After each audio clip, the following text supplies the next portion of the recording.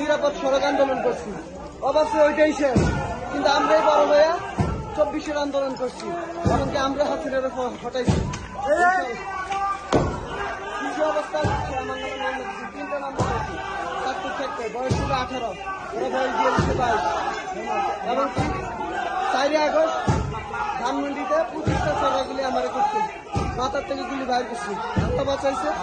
এটি দেখা লাগে বাঁচাই ঢাকা